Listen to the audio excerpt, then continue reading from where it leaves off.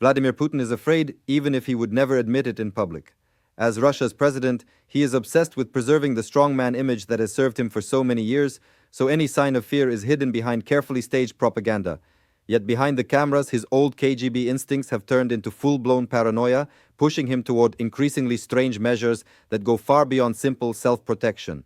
You can remove the man from the KGB, but you cannot remove the KGB from the man. Today, his greatest fear is very specific: Ukrainian long-range drones that can reach Moscow and kill him.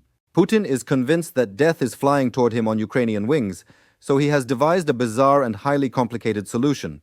As reported by United24 Media on November 12th, he has ordered the creation of a network of nearly identical offices scattered across Russia. At first glance, that might sound normal. Leaders everywhere have multiple offices across their countries, so they can manage crises from different locations. However, Putin's situation rooms are fundamentally different. His offices are designed to be almost perfect clones of one another. The reason is simple. Putin never wants anyone to know where he actually is at any given moment. According to United24 Media, an investigative outlet called Sistema, working together with Radio Free Europe, Radio Liberty, and Current Time, uncovered this network of copy-paste offices. Informally, these rooms are referred to as beige rooms.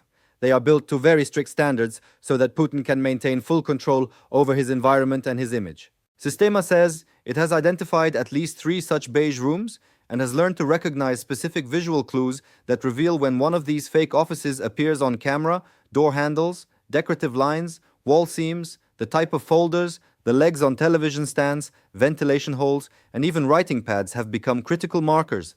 United24 Media notes that all of these beige rooms share the same layout, the same wall panels, and the same furniture. For anybody who is not looking closely, these 3 offices are indistinguishable. That is exactly what Putin wants. When official footage is released, it should always look like he is in the same familiar office. In reality, at any moment Putin could be in Sochi, Valdai, or Novo Ogaryovo, and you would never know which one from the official photos. That is by design, but if the rooms are so carefully copied, how did Sistema manage to expose the trick in the first place? The investigators started by reviewing hundreds of public records and publications related to Putin's workspaces over the last decade. They watched dozens of hours of video, including many episodes of the television program Moscow, Kremlin, Putin. After assembling this huge archive of images and footage, they spent countless hours of patient detective work comparing the smallest details. They dug into official government procurement contracts and construction plans that showed multiple offices being built according to the same design. They also tracked the travel records of state media journalists to understand where and when they were filming, which helped them match locations to specific broadcasts. From this detailed analysis, Sistema began to notice discrepancies. The original office that the others copy is located in Novo Ogaryovo. This is the place Putin claims to be whenever the Kremlin releases footage of him working in his supposed main office. However, the first concrete clue that duplicates existed appeared in December 2020 in one episode of Moscow, Kremlin, Putin. The host Pavel Zarubin stood outside what viewers were told was Novo Ogaryovo. He lightly pulled on a door handle and confidently declared that it was reasonable to assume that much of the preparation for the upcoming press conference had taken place in that very room. The next scene cut to Putin himself pulling on what was supposed to be the same door handle. Both shots were labeled as Novo Ogaryovo. The Kremlin clearly wanted viewers to believe that the reporter and the president were in the same building at roughly the same time, and that everything was happening live. However, that very door handle exposed the deception. When analysts looked closely, they saw that Putin and Zarubin were opening 2 almost identical, but not identical, doors. On one door, the handle is slightly higher, and on the other, slightly lower. Current Time later explained that one of these doors was in Novo Ogaryovo, and the other was in the Sochi replica office. In Sochi, the handle is aligned with the line of slab joints on the adjacent wall, while in Novo Ogaryovo, the handle sits just below that line. The seam on the wall behind Putin is also clearly lower than the corresponding seam in the location where Zarubin is filmed. Additionally, the television stands in the 2 offices have different legs, different numbers of ventilation holes, and there are differences in the notepads on the tables. All of this is visible in photos published by the investigative outlets, and together forms a body of evidence that Putin uses several nearly identical offices and pretends they are the same place. These inconsistencies appear repeatedly across the roughly 700 reports that Sistema examined. A new renovation will appear in one broadcast, but in another segment filmed supposedly only a few days later, the office seems to have reverted to its previous design. or shows a different renovation altogether.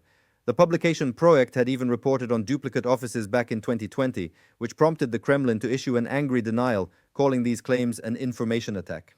The intensity of that reaction itself reveals how important it is for Putin to hide the existence of his cloned offices. Then there is the third office located in Valdai. This is the room where Putin held meetings about the winter cherry shopping and entertainment center fire in March 2018, a tragedy in Siberia that killed at least 64 people, including 41 children, and became a national scandal. Possibly fearing his own people's anger, Putin seems to have chosen to address the crisis from the safety of a duplicate office rather than his main one. Sistema again points to telltale differences. In the Valdai office, the seam that runs across the wall behind the main table is positioned slightly higher than in the Novo Ogaryovo and Sochi rooms. There is also a thermostat switch placed in the center of the panel near the door, while in the other two offices the switch is shifted down and to the lower left. The tables in all three offices differ slightly in color, and both Valdai and Sochi share the slightly higher door handle. The number of small differences is simply too large to dismiss.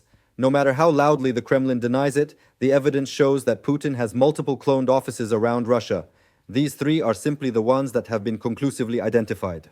According to United24 Media, Putin's fascination with such staged office performances began in 2014, the year Russia annexed Crimea. The deception intensified during the COVID-19 pandemic, when the Kremlin wanted to portray Putin as a responsible leader isolating himself at his Novo Ogaryovo residence. The footage that Sistema reviewed proves that he was, in fact, often in Sochi or Valdai.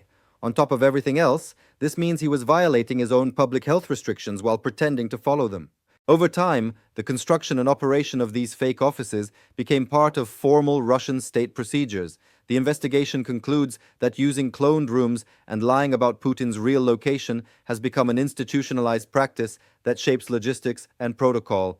The system now serves primarily to maintain the personal security and psychological comfort of the Russian leader. Since launching the full-scale invasion of Ukraine, Putin appears to be constantly rotating between his three nearly identical offices. His need for psychological comfort seems to be one of the main reasons. If the Sistema report still does not fully convince you that Putin uses duplicate offices and constantly lies about where he is, another testimony adds more weight. On September 13th, the outlet Pampleti published an interview with Gleb Karakulov, a former high-ranking officer in Putin's elite personal security service. Karakulov, who is 35 years old, defected after the invasion of Ukraine began. Because of his role, he spent years around Putin, with direct access to the security arrangements that surround the president every hour of every day. Karakulov confirmed that the identical offices are real and described them as part of a wider security system designed to prevent assassination attempts. He added details that Sistema either did not include or did not consider important. For example, Putin insists that his cloned offices remain sparsely furnished to minimize recognizable details that could give away their location. In every office, there are 10 perfectly sharpened pencils neatly placed next to his computer monitor and keyboard. On his desk to his left sit 3 white telephones and a microphone he uses during meetings and calls. One more striking detail is that none of the 3 offices have windows. Any view of the outside world would instantly reveal that he is not in the place state television claims. Karakulov recalls occasions when he personally knew Putin was in Sochi, while Russian television showed him live in Novo Ogaryovo. Karakulov says he once asked a colleague in Sochi whether the president had already left, only to be told that Putin was still there, even as the news broadcast showed him in his supposed main residence. Karakulov believes this entire setup is intended to confuse foreign intelligence services and to reduce the chances of an assassination attempt. Putin's paranoia is so extreme that he sometimes sends motorcades and even airplanes to locations where he himself will never appear, purely as decoys. However, since the beginning of the large-scale war, Putin's fear has acquired a new focus. He is now terrified of Ukrainian long-range drones striking him personally. That fear explains why, between January and September 2025, 29 of his 30 public appearances reportedly took place in the Valdai clone office rather than the official Novo Ogaryovo location. It is also why the Valdai residence is said to be ringed by 14 air defense systems, including 13 Panzer missile batteries, as reported by United24 Media. Valdai is deep in forested terrain, which makes it much easier to hide air defense launchers among the trees than in the more open and urban environment around Novo Ogaryovo. Valdai has become one of Russia's most heavily fortified locations precisely because Putin understands that Ukraine now has long-range drones capable of slipping past air defenses if their positions are known. One of these systems, the FP-1 drone, reportedly has a range of about 1,600 kilometers, according to a Militarny report from May 2025. That range is more than enough to threaten Novo Ogaryovo.